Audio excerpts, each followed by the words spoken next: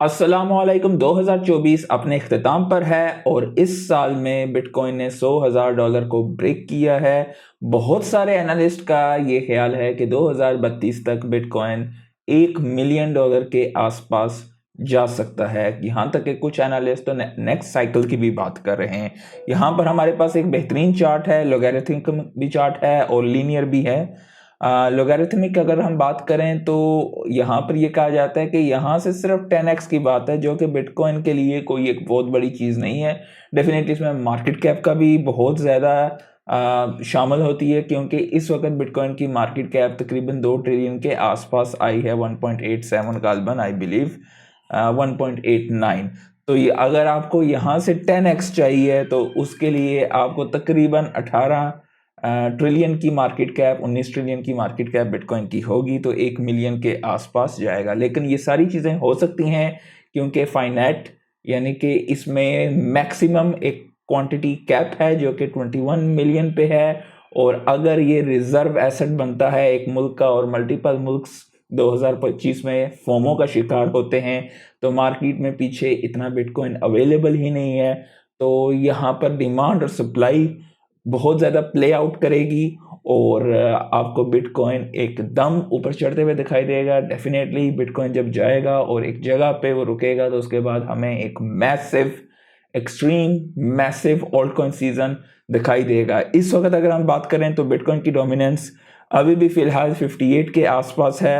मैं यहाँ पर इंतज़ार कर रहा हूँ 57 से नीचे तेज़ी से एक दफ़ा गिरती हुई दिखाई दे तो हम लोग ओल्ट कॉइन की तरफ जाएंगे।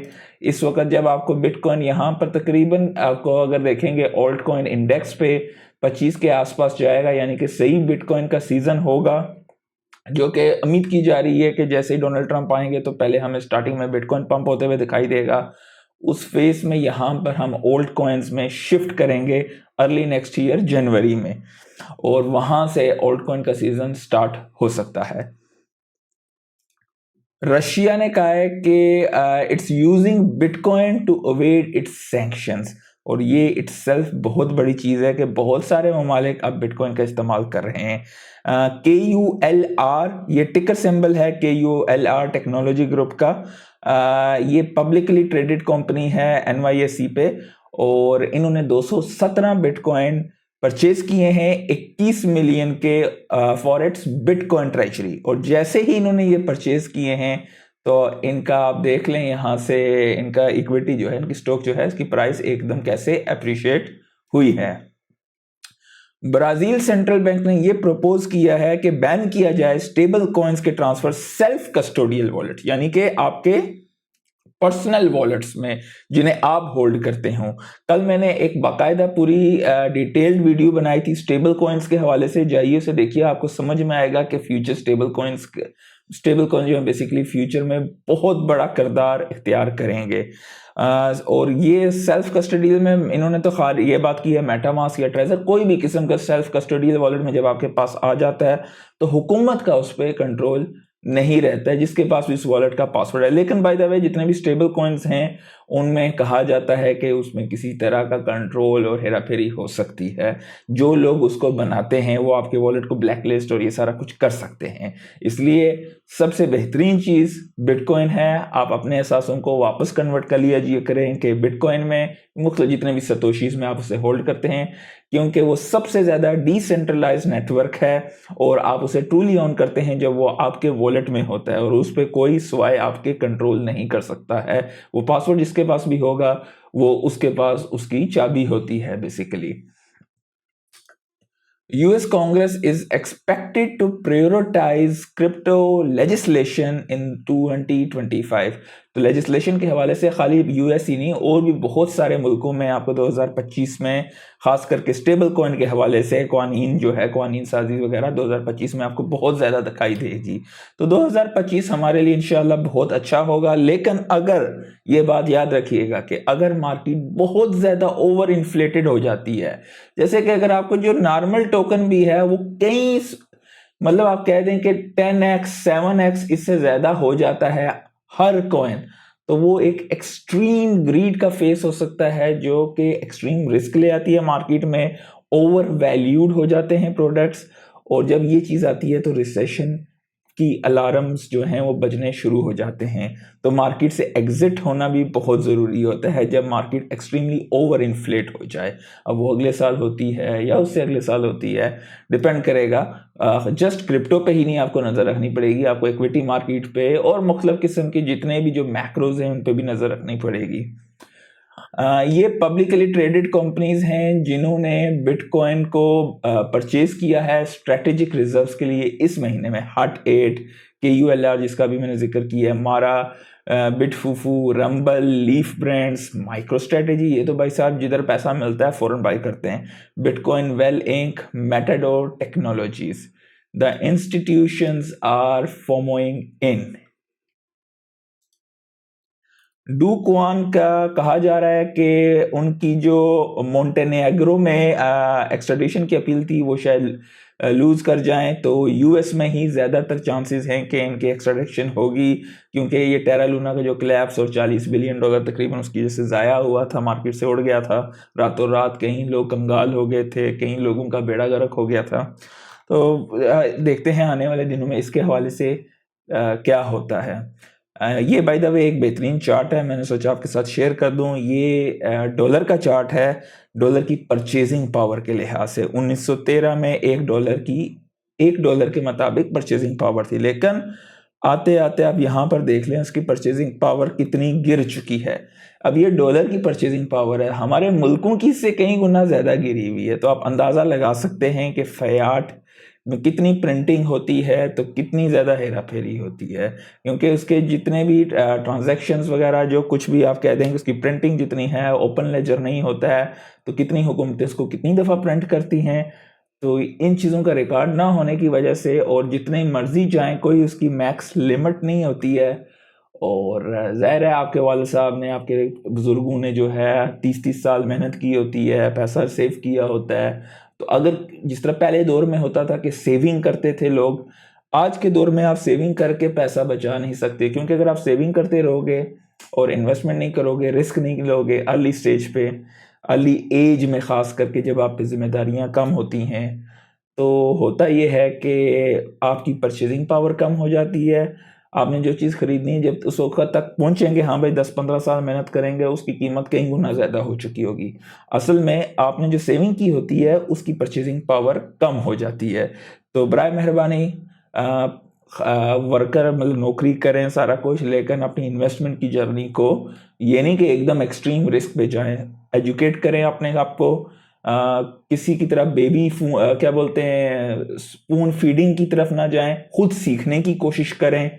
और at some stage you will lose in investing, तो इसलिए साइकोलॉजी को समझें और स्लोली सीखते जाएं। एकदम सारा पैसा ना डाल दें, थोड़ा थोड़ा करके डालें, क्योंकि उसमें अप्स एंड डाउन्स आएंगे। ओवर द लॉन्गर टर्म आप अंडरस्टैंड करेंगे और आपकी साइकोलॉजी बेटर होगी और आप इस मार्केट को अच्छे तरीके से समझेंगे। Even the best of the best भी लूज करते हैं, तो अपने लॉन्ग टर्म गोल्स बनाएं, इन्वेस्टमेंट की तरफ ज़्यादा जाया करें ट्रेडिंग के बजाय। ट्रेडिंग अगर करते भी हैं तो स्विंग ट्रेडिंग या लॉन्ग टर्म ट्रेडिंग पे जाएं। डेली ट्रेडिंग वगैरह एक बंदा जो कि नौकरी करता है वो उसके लिए गलती के चांस ज़्यादा होते हैं। इमोशनल्स उसके काफ़ी ज़्यादा इमोशंस अप एंड डाउन होते हैं। बाय द वे ये आप पे अपना होता है, हर बंदे का अपना एक रिस्क फैक्टर होता है। ये कुछ बेसिक चीज़ें हैं, अगर इन पे आप अमल करते हैं, ख़ास करके अपनी एजुकेशन पे, चीज़ों को समझने पे, और बहुत ज़्यादा रिस्क की तरफ ना जाएं, तो आप ऐसा पैसा बना सकते हैं ओवर द लॉन्ग टर्म। शुरू के 2-3 साल आपको फील ही नहीं होगा कि आप कुछ बना रहे हो। अगर आपने टॉप पे गया, हो सकता है कि आप लूज़ कर रहे हो, लेकिन स्लोली आपको होता क्या है कि साल में टोटल 3 या 4 दिन ऐसे आते हैं, अगर आप उस वक्त मार्केट में हो तो आप सडनली आपका पैसा जो है कई गुना बन जाता है।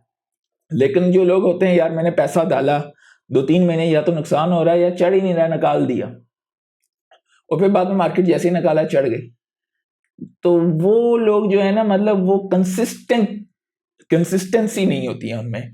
तो कोशिश करें कि कंसिस्टेंसी रखें। ये गोल बना लें, एटलीस्ट वंस अ वीक आपने कुछ नया सीखना है। अगर टाइम मिले तो हर रोज़ ही आधा घंटा 20 मिनट ज़्यादा से ज़्यादा दे लें, तो ओवर द लॉन्ग टर्म 1 साल से 2 साल के अरसे में आप काफ़ी कुछ सीख जाते हैं। और खाली क्रिप्टो ही नहीं, इक्विटी मार्केट होगी, बाकी हर तरह की आपकी इन्वेस्टमेंट के लिए जर्नी को ओपन रखें, अपने आप को एक विद इन द बॉक्स ना रखें, हर नई अपॉर्चुनिटी को सीखने की कोशिश करें, अपने स्किल सेट को बेहतर करें, ताकि जहां पर नौकरी कर रहे हैं वहां पर जो है आपकी जो है स्किल सेट की वजह से आपकी रिक्वायरमेंट ज़्यादा हो और आपका पे ग्रेड या पे स्केल जो है वो भी बढ़े। और अगर आप अपना कारोबार कर रहे हैं तो उसमें मज़ीद इनोवेशन जिद्दत लाएं, वरना कोई और बंदा आपका कारोबार खा जाएगा। और इसी तरह नौकरी के साथ अगर आप अपने स्किल सेट को मज़ीद पॉलिश नहीं करेंगे तो लूज़ कर जाएंगे। ये एनीमाका ब्रांड के सीईओ याट सुई का जो है उनका अकाउंट हैक हुआ है 14 और बंदों का, और एक ही प्रोफाइल से कहा जा रहा है कि ये सारा कुछ हुआ है। इन्वेस्टिगेटर जैक एक्सबीटी ने कहा है कि ये सारे link attacks to the single creator token के साथ हुए हैं। मौका इज नाउ ऑन सोलाना। तो ये काफी सारा कुछ जो है लोगों को जो है लूटा गया, ठगा गया है। विटालिक बटरिन ने डोनेट किया है $290,000 खाओ हियोजू को, sparking a surge in Moo Deng token. इसकी वजह से मूडेंग टोकन जो है एकदम उसकी प्राइस अप्रिशिएट हुई है। सोनिक लैब का लॉन्च हो गया है। आप अगर आपके अपने पर्सनल वॉलेट में फैंटम के टोकन हैं तो आप उसे एस पे स्वैप कर सकते हैं, उसके गेटवे उधर वहां पे आपको मिल जाएगा। 1-to-1 पैग अगर आप चाहते हैं तो मैं एक वीडियो बना के दिखा दूंगा कैसे करते हैं, लेकिन ऑनेस्टली करने की जरूरत नहीं है, बहुत स्ट्रेट फॉरवर्ड है। जापान के पीएम शिगेरू इशिबा कहते हैं कि गवर्नमेंट लैक करती है sufficient information to consider a bitcoin strategic reserve, यानी कि गवर्नमेंट के पास इतनी इंफॉर्मेशन नहीं है कि बिटकॉइन के स्ट्रेटेजिक रिजर्व को किस तरह कंसीडर किया जाए। ये सारी चीज़ें जैसे यूएस ने और ब्राज़ील ने भी एक्सप्लोर कर रहा है इस वक्त, और भी कई मुल्क बिहाइंड द सीन कर रहे हैं जिन्होंने ओपनली ऐलान नहीं किया है। सब वेट कर रहे हैं कि यूएस किस तरफ करवट बदलेगा, और उसके बाद जो है बाकी बहुत सारे मुल्कों से 2025 will be the year of bitcoin, ये बात याद रखिएगा इंशाअल्लाह। रून्स जो कि पिछले अरसे में जिसने मार्केट में आग लगाई हुई थी बिटकॉइन की ब्लॉकचेन पे, तकरीबन जो है ये 80% की ट्रांजैक्शंस, जब ये लॉन्च हुआ था 80% की ट्रांजैक्शन सिर्फ इसकी रून्स की होती थी। इसकी वजह से बिटकॉइन एक जगह से दूसरी जगह डालने के लिए अच्छी खासी गैस फीस देनी पड़ती थी। अब 3 से 5% रह गया है, तो ठंडी हो गई है इसकी मार्केट। अब देखते हैं आगे होती है या नहीं, लेकिन मेरी अपनी राय है ये वगैरह नहीं, साइड चेन्स और जहाँ पे रियल डीफाई होगा, जहाँ पे इकोसिस्टम पे आप जो है डेक्सेस होंगी, लेंडिंग बोरोइंग होगी, मुख्तलिफ किस्म के कारोबार होंगे, वहाँ पे रियल रेवेन्यू जनरेशन उसकी जो है उसकी वैल्यू प्रोपोजिशन भी बनती है, और वहाँ पर हमें काफ़ी कुछ दिखाई देगा अगले 2025 में। ये जो कल मैंने आपके साथ शेयर किया था DMM क्रिप्टो एक्सचेंज के हवाले से जो हैक हुई थी, इनकी डील हुई है SBI के साथ। तो एग्री ये किया है कि SBI ने ये एग्री किया है कि वो सारे DMM के कस्टमर अकाउंट और उनके सासों को ट्रांसफ़र करेंगे फर्म में 8 मार्च 2025 से। तो ज़ाहिर है फिर अब ये डिटेल नहीं दी है कि कितना उनको देंगे या क्या वो अलाउ सिस्टम वगैरह होगा, लेकिन 2025 8 मार्च के आसपास हमें ये इंफॉर्मेशन भी मार्केट से मिल जाएंगी। थाईलैंड में considered piloting bitcoin payment project, तो थाईलैंड ने भी कदम रख दिया है। अगले साल हमें बहुत कुछ दिखाई देगा थाईलैंड के हवाले से भी। इजराइल के हवाले से खबर है कि 6 बिटकॉइन म्यूचुअल फंड्स जो हैं वो लॉन्च होंगे अगले हफ्ते में। वाइट रॉक ने लॉन्च किया है प्लेटफॉर्म टोकनाइज करने के लिए एसेट्स को, New York stock exchange, Nasdaq, LSE securities.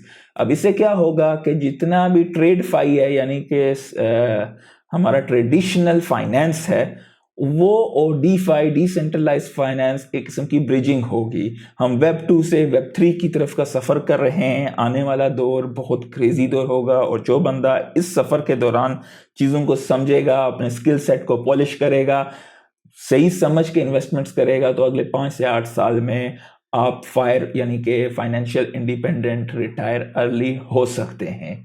और अगर जो बंदा इस चीज़ को नहीं समझेगा वो फंस जाएगा। लॉन्ग लाइफ के लिए बहुत ज़्यादा चांसेस हैं इस चीज़ के। अगर आप चाहते हैं तो फायर के हवाले से इंशाल्लाह एक दिन वीडियो बना के मैं शेयर कर दूंगा। ये भी एक कॉन्सेप्ट है। बहुत सारे लोगों की इसमें सोच यही होती है कि हाँ भाई हम लोग फाइनेंशियल इंडिपेंडेंट हो गए तो बस रिटायर होके बाकी सब कुछ खली वली। फाइनेंशियल इंडिपेंडेंस का मतलब ये नहीं है कि ठीक है आप रिटायर होते हो जहाँ पे नौकरी कर रहे हो, लेकिन इसका मतलब ये नहीं है कि भाई घर बैठ जाओ।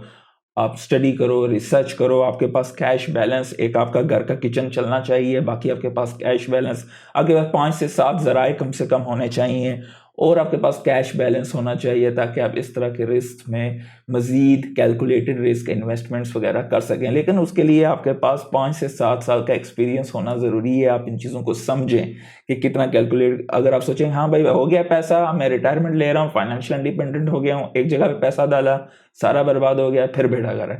तो इसके लिए एजुकेशन स्लो एंड स्टडी, जो कि मैंने आपको कहा है, आप उस जर्नी को स्टार्ट करेंगे तो ये सारी चीज़ें होंगी। अगर आप चाहते हैं तो फायर के हवाले से एक डिटेल वीडियो मैं आपके साथ शेयर कर दूंगा। क्रिप्टो ओटीसी जो इतने भी ओवर द काउंटर डेस्क हैं वो कह रहे हैं कि ट्रेडिंग वॉल्यूम जो है इस वक्त गैंगबस्टर है। जब से वो डोनाल्ड ट्रंप आए हैं और इस चीज़ की डिमांड बड़ी है तो यहाँ तक कि आपको ओटीसी पे भी बिटकॉइन की तादाद बहुत कम हो गई है। अब बड़े इन्वेस्टर ओल्ड कॉइन्स की तरफ भी आ रहे हैं, तो ये सारी चीज़ें आने वाले दिनों में मज़ीद एक्सेलरेट होगी। तो बिटकॉइन के रिजर्व जो हैं, बाइनेंस कहता है कि बिटकॉइन के रिजर्व हिट जनवरी लेवल्स मंथ बिफोर बिटकॉइन जर्न 90%। तो बिटकॉइन के रिजर्व बाइनेंस पे फॉल हो गए हैं अंडर 570,000। तो विल हिस्ट्री रिपीट इटसेल्फ, ये मतलब वो कहा जा रहा है। तो देखते हैं आने वाले दिनों में क्या होता है इसके हवाले से। बाय द वे, जुआरियों को किसी भी हाल में सुकून नहीं आता। लॉन्ग पे अच्छे खासे लिक्विडेट हुए हैं क्योंकि मार्केट सब हुए थे कि वापस ऊपर जाएगी। तो अगर मार्केट ऊपर जाए, हर बंदा तो पैसा नहीं ना बना सकता मार्केट में, कोई लॉजिक नहीं बनती इस बात की। तो उन लोगों को तो करना था ना मार्केट ने जो है वॉश आउट। तो तकरीबन 24 घंटे में 293 मिलियन लिक्विडेशंस हुई हैं, लॉन्ग पे 236 मिलियन हुई हैं, शॉर्ट पे 56 मिलियन की लिक्विडेशंस हुई हैं। सिर्फ बिटगेट का टोकन और एफटीटी का टोकन जो है ये चढ़े हैं, ओकेबी वगैरह थोड़े बड़े, बाकी मार्केट आप इसको देखेंगे ठंडी पड़ी हुई है। तो ये चीज़ें होती हैं, मतलब ट्रेडर्स जो होते हैं ना उनको बोर करने के लिए, गलत फैसले करने के लिए ये सारी चीज़ें होती हैं मार्केट में। ये आपके पेशेंस का इम्तहान लेती है मार्केट। याद रखिए, अगर आप जल्दबाज इंसान हो तो ये मार्केट आपके लिए नहीं है, आप गवाओगे पैसा। पेशेंस, सब्र, अच्छे प्रोजेक्ट्स में इन्वेस्टमेंट, स्टडी, रिसर्च, अपने आप को बेहतर करते जाओ हर गुजरते दिन के साथ। फेयर एंड ग्रीड 79 पे है इस वक्त। अगर हम टोटल मार्केट कैप की बात करें 3.31 ट्रिलियन की मार्केट कैप है। बिटकॉइन 95,600 पे है। मुझे नहीं मालूम कि लोग इतने ज़्यादा डरते क्यों, अभी भी 95,000 पे। कुछ अरसा पहले किधर था बिटकॉइन? तो मतलब ये साइकोलॉजी की बात है। $95,000 का एक बिटकॉइन है, 108 से 95 पे आ गया। तो आप लोगों को वो परेशानी है। ये 1.25 साल पहले जो था ये 15-18 हज़ार के 16 हज़ार से ऊपर था। तो मालूम नहीं है लोगों की साइकोलॉजी को क्या हो जाता है, कितना बड़ा सफ़र किया है, अभी थोड़ी सी तो रेस्ट करेगा ना वो। तो ये आप देख सकते हैं पिछले 24 घंटों में कहाँ से कहाँ तक मार्केट में जो है कुछ खास नहीं है। उम्मीद यही की जा रही है कि अगले साल में मार्केट हमें एक बेहतरीन किस्म के रिटर्न दिखाएगी। तो चैनल को लाइक कर दीजिएगा, सब्सक्राइब कर दीजिएगा। आज के लिए इतना ही। अल्लाह हाफिज़।